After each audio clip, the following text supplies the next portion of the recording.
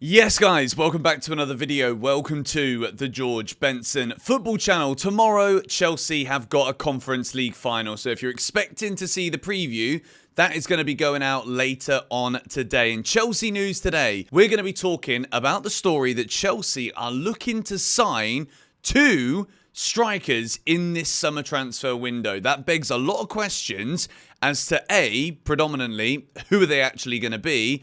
And B, is this because we see Felix and Kunku as kind of like these hybrid, behind the striker kind of players that Maresca's not really found a place for this season? So, are Chelsea actually learning from our mistakes? Chelsea, after two strikers this summer, Delap and Ekitike, the most worked on. Sesko there, they're contemplating moving for Osimhen again. Plenty of work going on, situations changing daily. Chelsea want at least one new striker for the Club World Cup. Now, Hugo Ekitike is a name that yesterday was doing the rounds the most. The day before or the day before that, it was João Pedro. There's so many rumours right now about Chelsea. And you guys know that I've nailed my flag to the mast. I think that Victor Osimhen is without question the best striker available on the market this summer. It's not just because I like him more than the other strikers. It's predominantly because he actually brings for Chelsea what we don't have, and that is a box-present striker.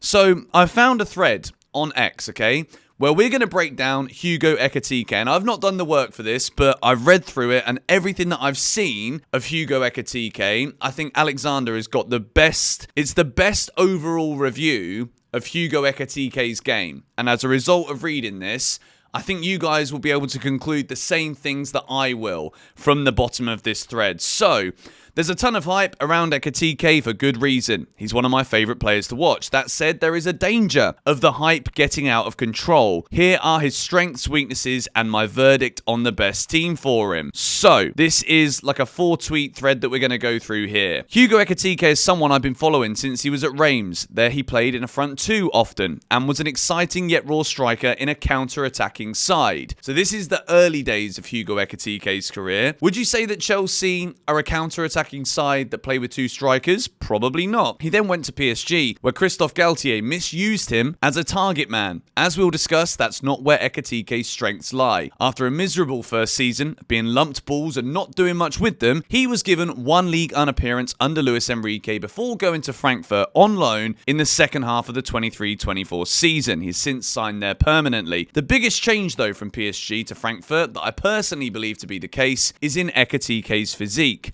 He looks much leaner than it was in Paris. He was never a target man, but he looks more like a winger than a striker, like he sacrificed a lot of muscle for added agility. There's tons of clips of him destroying defenders with quick feet, moving like someone who is 5'6" and not 6'3". So, I also found this video here that I'm just going to let it play for a whilst we actually talk about Hugo Ekitike. And the fact that he is 6'3" suggests that he could be a solid striker when it comes to winning aerials. But this season at Frankfurt, that has not been a predominant part of his game. What Hugo Ekitike loves to do is drop deep and run with the ball. Very similar to what we have seen of Nicolas Jackson during Nicolas Jackson's time so far at Chelsea Football Club. When it comes to one of the things that we said earlier in the season that Jackson had got better in, it was outperforming his XG. By the end of the season, what do we have again? A striker that has missed 19 big chances and is underperforming the expected goal numbers. So, if you're going to have Nicolas Jackson at Chelsea, Enzo Maresca made a comment in a press conference weeks ago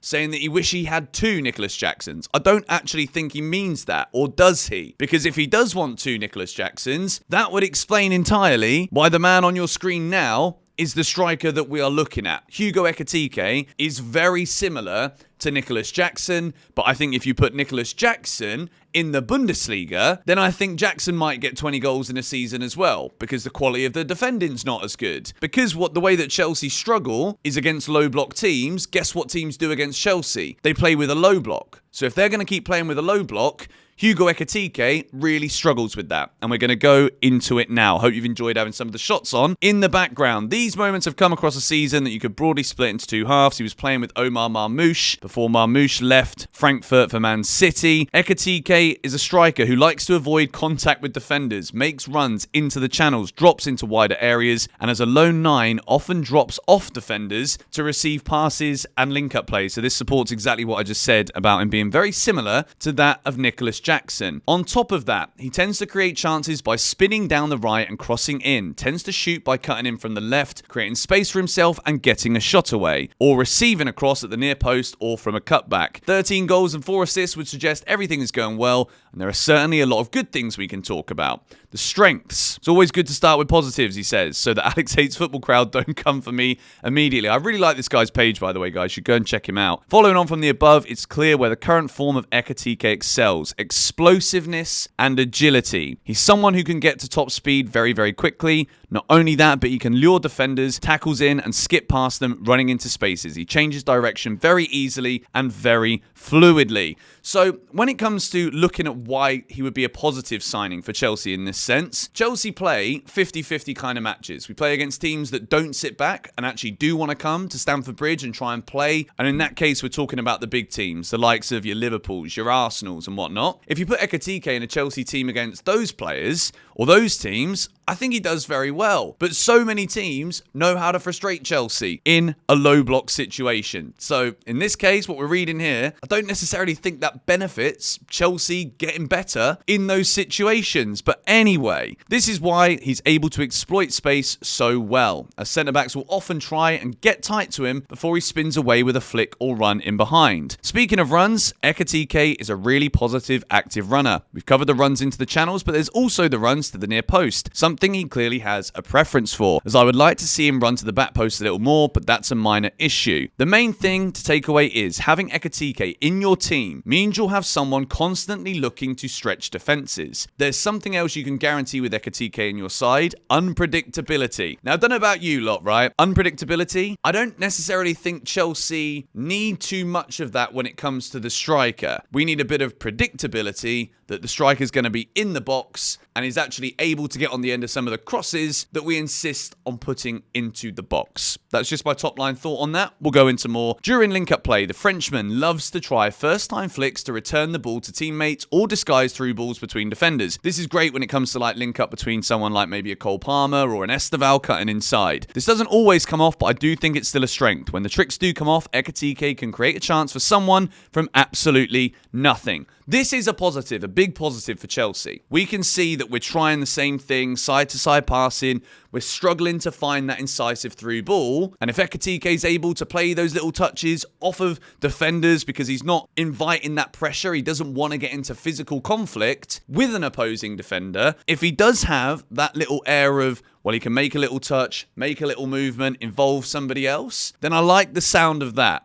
But in terms of the overall package here, Alex has also broken down the weaknesses as well. The strengths section may have felt like it ended quite abruptly, and that was purposeful because Ekitike's strengths did get me thinking, how useful would they be in a side that's not Frankfurt, that's not in the Bundesliga, but a less traditional league? Well, I watched Ekitike against Ferencváros and St. Pauli, two teams who sat off against Frankfurt, so basically exactly how every team tries to play against Chelsea. Watching Ekitike these days against these deeper defences, not affording him as much space, often saw him stripped of his biggest strengths and exposed his weaker aspects. The main one of those being the trade-off to his agility. Ekitike is very weak for a number 9. He could get sent flying by even average-sized centre-backs. Now, we are talking here about Premier League centre-backs. Imagine if it was up against a Milinkovic or a Murillo, right? We need somebody with a presence in the box, somebody that's able to bully defenders. Viktor Gyökeres, look at the size of the bloke. Look how many goals he scored this season. Victor Osimhen, look at what he does to defenders. Look at the size of him. Look at how many goals he scored this season. You see, the reason I keep in every single video barking on about the same player is because no matter what you think about these strikers that Chelsea are linked with, like I said, Hugo Ekitike is a really good player. And if we're not going to go through all of these weaknesses here because I think we can speak for ourselves when we look at this. But if we take a look at his shot map this season, there's a lot of shots in here. Yeah, a fair amount of goals, but the majority of them are coming in and around the 6-yard box, which is what we need Chelsea strikers to do. But you can see there is a big struggle here when he's on the right-hand side of the box. Shot on target percentage is 41%. It's not all that bad. Do I think he would be a great player to have with Nicolas Jackson? No. Do I think he's a better player than Nicolas Jackson doing what Nicolas Jackson does? I'm going to say yes. Do I like Nicolas Jackson? Yes, I think he can develop, but I think he should develop at Chelsea, potentially, with another box presence, target man number 9, as the major player ahead of him. I think that's what Nicolas Jackson should have always been. We signed him incredibly young. He'd only played, half a season or one season as a striker when we bought him in. So there is a lot of talk, maybe, that Nicolas Jackson will be sold this summer. Like we are reading here about Ekitike being a player that likes to, get those runs in behind and around the back of defenders. When he has space to exploit, this isn't a big problem. He's always looking to avoid contact with these players. When he's dueling for a header, he's at his best, leaping at the last moment rather than getting into a battle with a defender. When he has space to exploit, this isn't a big of a problem. However, it does mean that passes being fed to Ekitike's feet with his back to goal tend to come straight back at you. So now we've got to basically, I'm not saying that everything in this thread is 100% going to be how Ekitike will always be. Maybe if he does come and join Chelsea, he'll bulk up a little bit. He'll get a bit more physical. He's already got a 6'3" frame, so it's not like it's impossible for him to maybe work on getting bullied by opposition defenders. But the reality is that's going to happen more often in the Premier League. And if we read this again, if you put the ball into his feet with his back to goal, it tends to come straight back at you. I'm reading between the lines here, and if that's the case, that means that we're not going to go get the ball to the striker and then get a chance out of it every time. What that means is we're going to get the ball to the striker, look around, realise we've got tons of defenders around that striker, and we're going to have to keep finding ways to find an incisive pass into the final third and into the box. As much as this thread is quite exciting regarding Hugo Ekitike, there are still some big issues potentially as to why £84 million might just be a ridiculous fee to sign this guy. Anyway, he's too reliant on shooting with his right foot. He can take shots with his left, but he clearly doesn't trust it. He's taken only 16% of his shots in his career with his left foot. The result is that he'll get into situations where going across goal with his left foot would be ideal, but he instead goes for a tame toe poke with his right foot. Speaking of going across goal, Ekitike is painfully inaccurate with his right foot in this regard. But I think Ekitike has to choose his next move very carefully. Frankfurt is the perfect club for him right now. In terms of scoring goals, my main fear is that he signs for a team that, like PSG, play him as a lone 9 against teams who just sit deep against him. If you want your striker to pin defenders, stay central and act as a target pivot to launch attacks from, I don't think Ekitike will ever be that guy. If you're a counter-attacking side who wants their striker to be more active, making runs in behind, and you don't mind them ending up in wide areas, maybe Ekitike is the man. That said, I'd love any coaches regarding to share their thoughts on Ekitike's finishing. I think it's not great, but I'm not sure as to how much he can and will improve. You can see that when it comes to being in the middle of the box as that lone box presence, number 9 target man, Ekitike maybe isn't thriving. When he's got the ability to run at defenses, which, let's be honest, we've seen it from Jackson a few times, but maybe not as often as we would have liked, because that is where Jackson is at his best. But we don't see it often enough because teams sit back against Chelsea. Teams will lock in tons of defenders in the box to make sure that we struggle to break them down. So with that being said, my conclusion on Hugo Ekitike, I think for me, having watched as much of him as I can, and I'm not going to lie to you guys and say that I've spent my whole season watching him play 90 minutes every week at Frankfurt. I haven't, but I've done as much digging as I can into his stats that we've gone through on this channel before on FB Ref. I've looked at his profile on SofaScore, FootMob, and I've read this thread from Alexander, and I've read a lot of his work online. I think he's one of the best when it comes to analysis. I strongly advise you going and giving him a follow. I'll leave a link to his page in the description. But I just think that this would be one of those signings for Chelsea, which again, 84 million is so expensive. But if you buy him with a target man, Osimhen, a Gyökeres, then maybe it would be fantastic. But I don't think Chelsea are going to do that. And at the same time, I don't think all of a sudden next season, we're going to go and play with 2 strikers. I don't think it's going to work. So is Ekitike the right man for that price? You can make your own decisions, and hopefully we've gone through as much as possible in this video today. We move now into the next piece of news here. Both Chelsea and Aston Villa like goalkeeper Lucas Chevalier. Villa at the moment more interested than the Blues. Chelsea would love to sign Mike Maignan and are checking on conditions there. All of this info on my site the last week or so is from Simon Phillips. Lucas Chevalier, okay, is a goalkeeper that has performed very well in the French league this year, but guess who else has performed incredibly well in the French league this year? Georgi Petrovic. Guess who he plays for? Chelsea. He was on loan there this season at Strasbourg, having a brilliant season. And I think my biggest qualm with Petrovic when he was at Chelsea was his ability to play with the ball at his feet for a goalkeeper. And he's got so much better at that. So this summer, do I think we should be going out there and buying another one of the high performers in the French league when we've actually already got one at the club? Absolutely not. I would be going straight and putting Petrovic in there. Mike Maignan is obviously a very good goalkeeper, a big name, AC Milan. I don't think necessarily he'll be available for cheap. Let's move now into the latest news on Viktor Gyökeres. Viktor Gyökeres will leave Sporting this summer. The 26-year-old is linked with Arsenal and Chelsea and has had an agreement to allow him to leave for less than his £84 million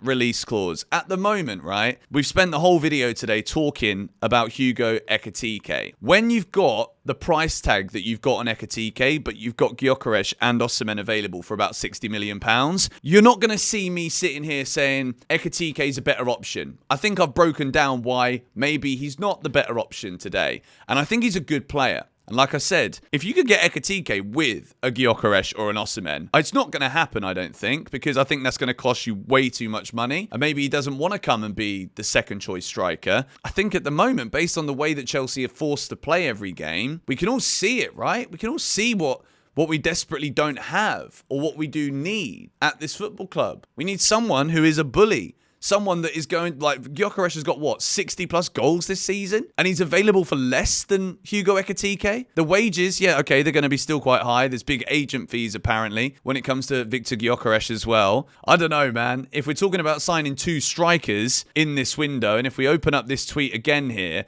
from Simon Phillips from the start, Delap and Ekitike the most worked on. The latest regarding Liam Delap is that he had a meeting yesterday with Newcastle. He's had a pitch from Everton that apparently he really liked. He wants to be a main part player in a team that he comes to because he wants to get into Thomas Tuchel's 2026 World Cup side. And to be fair, like, that should be Liam Delap's goal. Liam Delap should look at his season for Ipswich and be like, okay, I've been playing in a bad side, a poor Premier League team. I'm going to go to a better side next season. Probably going to get the same, if not more, amounts of chances. If I go from a 12-goal-a-season striker, and if I can make it up towards the higher teens and 20s, then I'm in Tuchel's World Cup squad. Does he get that at Chelsea? Well, if he signs with another striker, maybe not. If he signs with a Jackson, does Liam Delap play every game ahead of Nicolas Jackson? That depends entirely on Liam Delap. If Liam Delap comes in and starts converting the kinds of chances that Jackson couldn't, then yes, he does. But again, I think signing for Chelsea for Delap maybe is still a massive gamble. I think Everton would be an amazing move for Liam Delap. I think that is a step up from Ipswich. They've got a brand new stadium coming. They've got a really exciting time now because they're going to spend money this summer. New stadium, great end to the season. David Moyes is the manager. I think that would be an unbelievable move for Liam Delap personally. And that isn't me saying, oh, I don't want him at Chelsea. I think I would like Liam Delap at Chelsea. But as the second striker signing, not as the number one, not as the main guy. It's too risky. We're expecting too much from a player that got relegated. Do you know what I mean? I find it baffling. You got Champions League money now. That shouldn't be the number one target. Maybe it isn't. Maybe they're working on this deal as well on the side. The next story, bumper news video today, guys. Smack a like if you're still here and subscribe to the channel. It's from Rudy Galletti. Man United and Chelsea have shown concrete interest in AC Milan player Rafael Leao. Bayern Munich are also monitoring a situation closely. Other top European clubs in the mix. Rafael Leao is a player who I think has gone down in a lot of people's estimations, but I don't think he's playing in a very functioning AC Milan team. I think Rafael Leao is at a point in his career where he's still got all of the ability, still got all of the quality. I think he'd absolutely suit the Premier League, and I think for him, it's actually just about making that next move. For some players, when their careers kind of stagnate a little bit, sometimes it's simply a change of environment that makes the difference. And I think Rafael Leao is a great option potentially for Chelsea off the left wing, depending on the price though. I think in terms of what he's actually worth, I wouldn't spend any more than 60 million quid on Rafael Leao. Based on the output that we've seen, it's not been this massive, straightforward upward trajectory the whole time for Leao at AC Milan, but he's still young and he still is going to potentially have a very big flourishing career. But let's see if anything further develops with this one. Eintracht Frankfurt boss Marcus Krosch intends to stand firm once again, 100 million euros or he stays. So this is why I just think it's just too much money. 100 million euros for him is way too much money. At the moment, we are seeing that it's Delap and Ekitike that Chelsea have done the most work on so far. Benjamin Sesko is still liked. Victor Osimhen is someone that they're contemplating. But there's also some stories going out in Saudi Arabia that his shirt was accidentally seen in the Al Hilal website or something. So maybe Victor Osimhen to Saudi is probably going to happen. Look, if I'm being honest with you, I've propped it so much on this channel because I want to make the point so clear that I personally think he is the right striker to sign. Do I actually think it's going to happen now? Probably not. We're not hearing too many top journalists saying that Chelsea are actually making any movements in the market for him. I think the reason for that is because we know what his demands are and we're not willing to meet them. And eventually, he's going to be left with no option but to go to Saudi Arabia. The final story today, exclusive. Chelsea are planning potential pre-agreement for Emmanuel Amiga to join in summer 2026. This is from Fabrizio Romano. No chances for 22-year-old striker to leave Strasbourg this summer. He'll lead the line in Europe as key part of the project. Chelsea like him as possible option for the future. Well, this is not really a surprise to me. Emmanuel Amiga is a Blue Coat player playing at Strasbourg, had a good season last year. I'm happy that we're not hearing that he's considering being an option to come in at Chelsea this summer because he certainly isn't ready for the Premier League yet. But I think another season at Strasbourg, watching him develop in the French League further, I think this is obviously what you would naturally expect a Chelsea-Strasbourg Blue Coat partnership to look like. Strasbourg get players that are constantly on an upward trajectory. Their output, their numbers improve, and playing in a system that's relatively similar, they can actually evolve and grow and then be ready to come into a Maresca team or whoever's a manager. Hopefully Maresca. If we can keep some stability at the club, it means we're going in a good direction if Maresca stays. So Amiga next year. So who is it going to be this year then? Is it going to be Ekitike and Delap? Ekitike or Delap? Are Chelsea going to go back in for Osimhen? Are we going to be really serious and get a Gyökeres? So many questions, and it does change every day right now. But I will try and keep bringing you guys as much detail as I can. And obviously, it's a lot of speculation. There's a lot of stories. But because the Club World Cup is so soon, and after tomorrow's final, I think Chelsea are going to try and move rapid. I think we're going to try and get that squad and that team together for the Club World Cup to go there and try and win the whole thing. Why not? Bloody hope so, because I'm going to be out there for it, watching it. It's going to be very cool if we do. But anyway, thank you guys for watching this video. It's been a long one. Subscribe if you haven't already. Smack a like on this one and check the channel later because the Betis preview will be going out in the UK evening time. Thanks for watching. See you guys tomorrow. Later.